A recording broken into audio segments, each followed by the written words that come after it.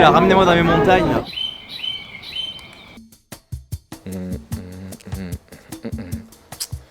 Et voilà, on part en voyage. Hop.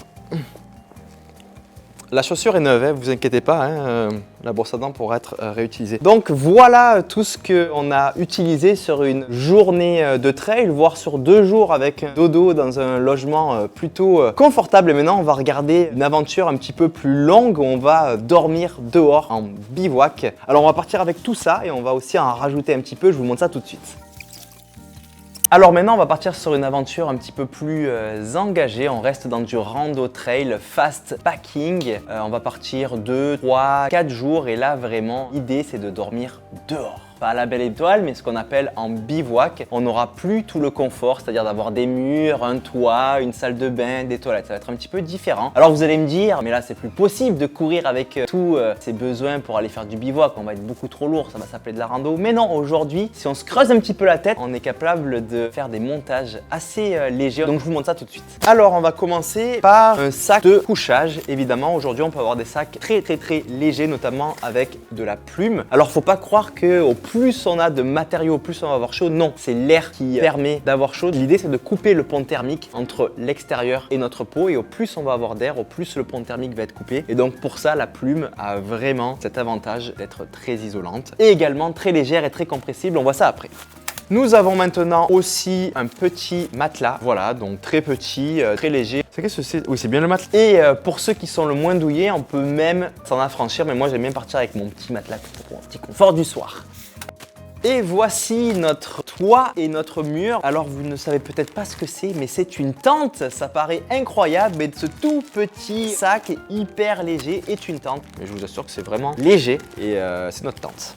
Alors on a une autre option plus spartiate, un tarp dans le langage commun qui est une bâche. L'idée c'est de dormir à même le sol et de se tendre une petite bâche au-dessus, entre 2 arbres, entre 2 bâtons pour se couper de l'humidité ou de la pluie qui peut tomber. J'aime bien ce matériel là aussi parce que cette bâche permet de faire aussi un poncho imperméable, donc de le mettre par-dessus notre tête, notre sac et tout notre corps lorsqu'on est en déplacement la journée pour rester au sec. Donc le poncho tarp, ça c'est un super matériel.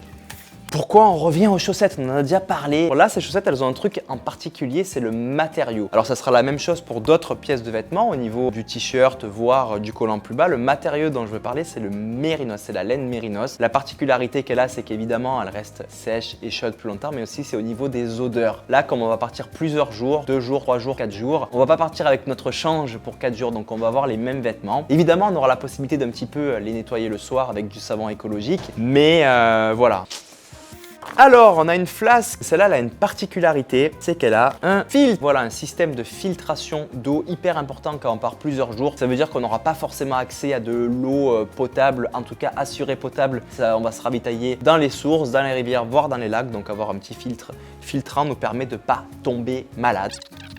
Alors on va avoir un autre système d'hydratation, tout simplement une poche un petit peu plus grande dans le sac pour avoir une réserve un peu plus longue. Parfois aussi on va aller dans des milieux beaucoup plus chauds et donc avoir une réserve d'eau un petit peu plus importante a toujours son intérêt. Alors, qu'est-ce qu'on a là? Un porte-monnaie pour sortir les bifetons et s'acheter une bonne tarte à la myrtille au refuge. Et non, c'est plutôt un panneau solaire. Et voilà, c'est ce que je disais, on est vraiment dans le très léger. On accroche ça sur le sac derrière, hop. Le petit panneau solaire quand on est dans le déplacement la journée, on vient connecter notre électronique et ça permet de recharger notre matériel quand on n'a pas accès à l'électricité en bivouac. C'est super léger. Alors, retour en arrière, Nokia 3310, on a dit qu'on ne disait pas de marque. Donc voici un GPS qui permet de rester en contact pour la sécurité quand on perd le réseau sur notre téléphone portable. Je pars avec ça quand je pars plusieurs jours pour rester en contact avec la société et éventuellement utiliser ce petit bouton qui est là, bouton SOS. On l'ouvre, on appuie dessus et on peut être secouru dans quasiment toute la planète Terre. On va pas le lancer celui-là. Et pour finir, la cuisine. Alors c'est vrai que quand on part en bivouac plusieurs jours, on n'a pas forcément accès de quoi cuisiner. Donc tout va être là. Après une longue journée, on aime bien aussi se ravitailler. Donc là, nous avons une popote qui permet de faire chauffer de l'eau. Hyper compact et hyper léger. On va trouver là-dedans une toute petite bonbonne de gaz qui va être notre fuel pour faire fonctionner le brûleur qui va se retrouver normalement à l'intérieur, qui est juste ici. Voilà, un petit brûleur hyper léger, hyper compact. Voilà, et puis un petit brûleur qu'on vient mettre sur la bonbonne pour venir faire chauffer. Et voilà, ce qu'on aime bien faire aussi en bivouac, c'est juste faire chauffer de l'eau. C'est pas la gamelle pour y mettre les céréales et tout, sinon on pollue la gamelle. On chauffe de l'eau et on transfère l'eau. Voilà. Pinch me, ça doit vouloir dire pince-moi. Ah ben voilà. Et voilà, nous avons tout. Et maintenant, courage pour rentrer tout ça dans le sac. D'ailleurs, le sac, oui, on l'avait déjà posé. Allez, le boss final, là, il y a du défi. Par où commencer?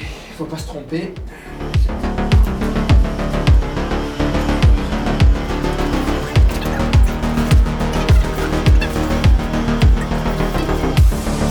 Tous en art au Québec, la règle des 3 couches.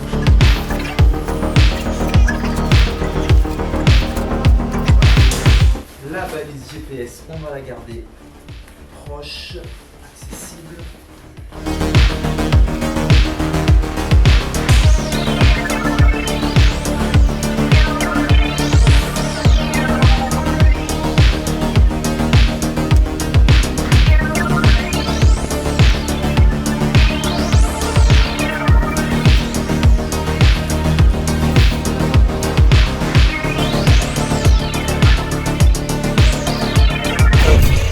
Et voilà, Franklin la tortue est prêt à rejoindre tous ses petits amis.